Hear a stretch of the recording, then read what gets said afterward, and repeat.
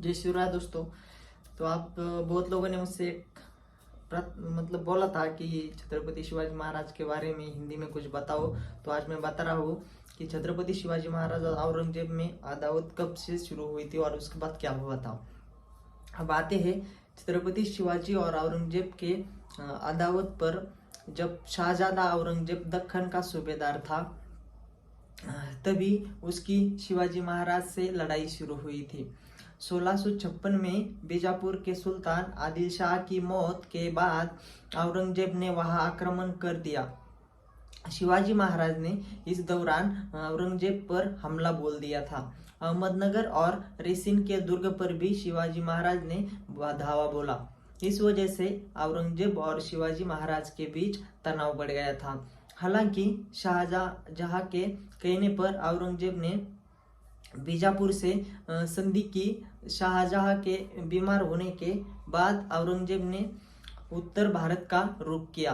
वही शाहजहां जो को कैद कर जल्द ही वह दिल्ली का बादशाह बन गया।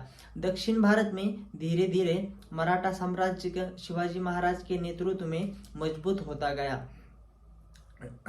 बहुत लोग बोलते हैं कि हिंदी में बोलने के टाइम में छत्रपति शिवाजी महाराज का को कोई शिवाजी कहता है, कोई ऐसा कहता है, तो मैं ऐसी बात में बिल्कुल भी नहीं करूंगा।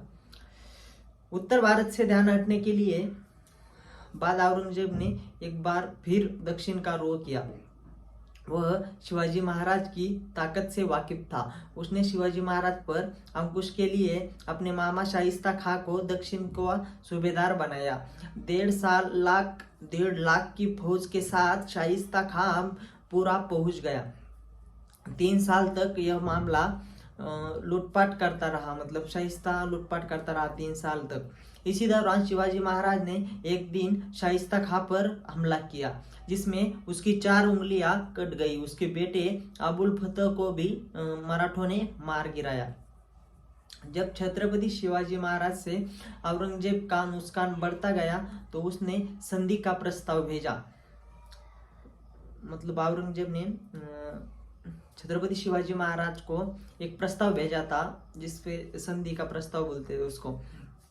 16 जून 1665 की इस संधि के मुताबिक शिवाजी महाराज को 23 दुर्ग मुगलों के हवाले करने थे।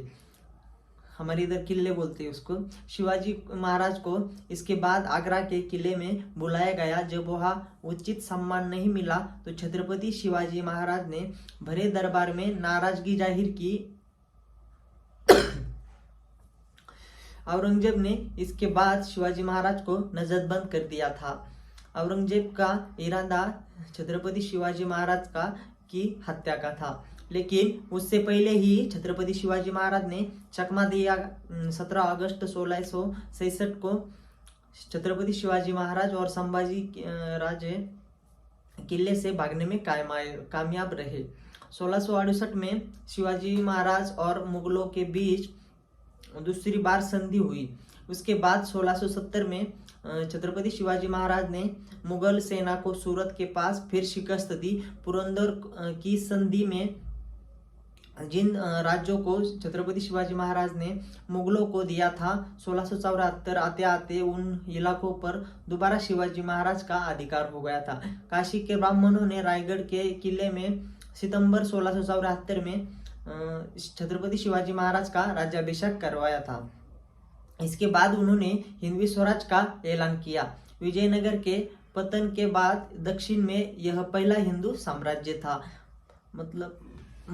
मतलब अखंड हिंदुस्तान में पहला छत्रपति शिवाजी महाराज ने हमारा एक हिंदू साम्राज्य तैयार किया था।